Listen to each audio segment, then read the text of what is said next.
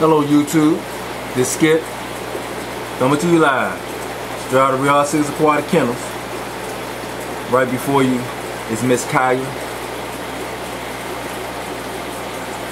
one of my young female Pyro Trimax. She's always searching for food. I just fed her, and she's very hardy.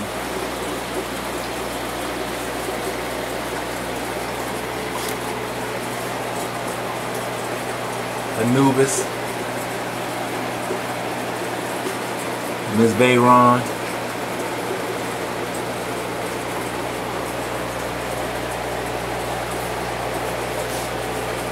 that's Pan over here, to my young prospect, Capone. He's constantly moving. Let me see if I can make the light a little better. Hold on for 1 second.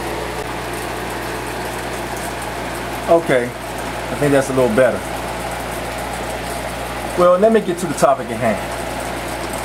I want to share with you guys some breeding tips that I received back in the day when I first started my breeding program, from some old heads who pretty much knew what they was doing. They was the best at what they were doing.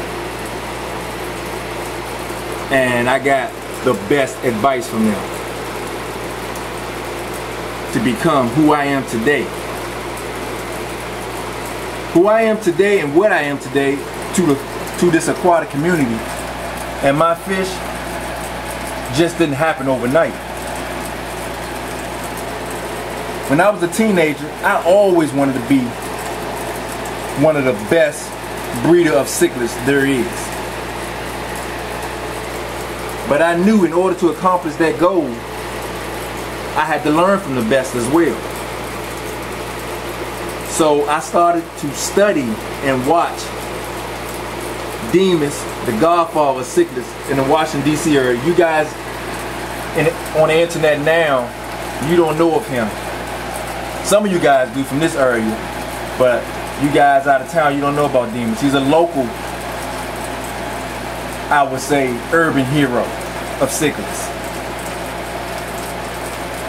In fact, he was the best in this area. He no longer deal with cichlids right now. I won't get into his personal life, but he was a mentor for me.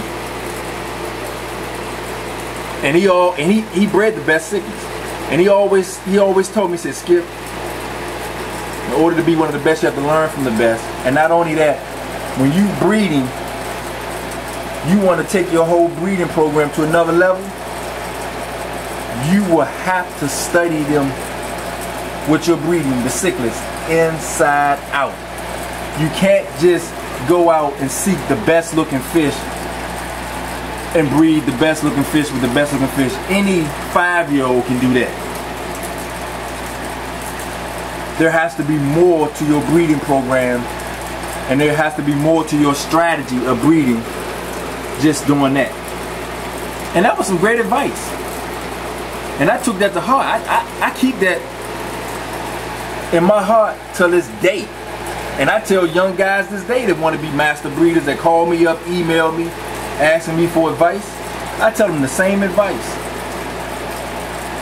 There's nothing new in this hobby, but the history you do not know.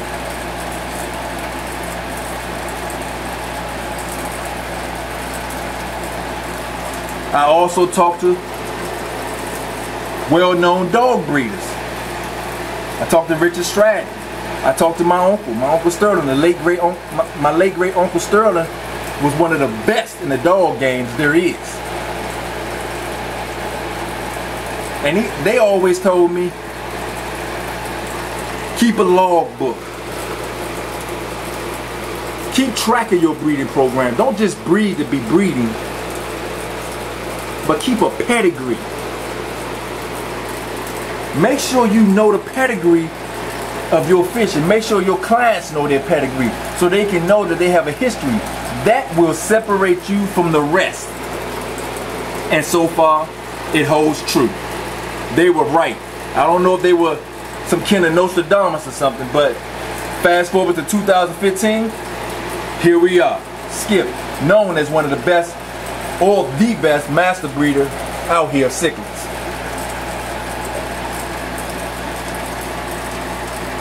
And that leads me to this fish right here, Capone. This fish wasn't created overnight. This fish took 20 years to create, people. Back in 1986, if I'm not mistaken, I got my first Trimax cichlid. I got it from a guy who purchased them from Don Copeland. Then in 87, I got my second Trimax cichlid from a guy named Larry who owned a local fish store called Larry's Fishbowl. And I started breeding those cichlids together. Those cichlids have never been forgotten.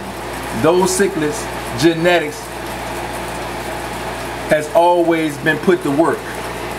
And I say that because those very same fish that I'm talking to you about back in 86 and 87 is in this fish right before you, Capone.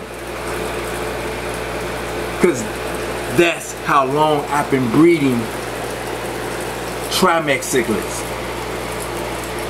And I've always taken a fish off of all the pyros and Trimax cichlids I bred throughout the years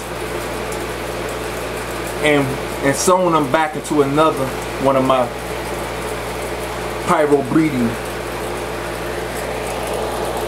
and cichlids. Then back in the early 90s,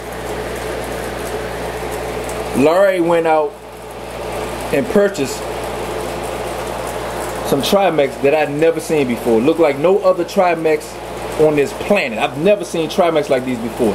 They were the golden yellow race Trimax. They were beautiful. I mean, some of the best looking Trimax I've ever seen, and I possibly ever will see. That's why I've been trying to reproduce that same lineage for over years, and I've come pretty damn close.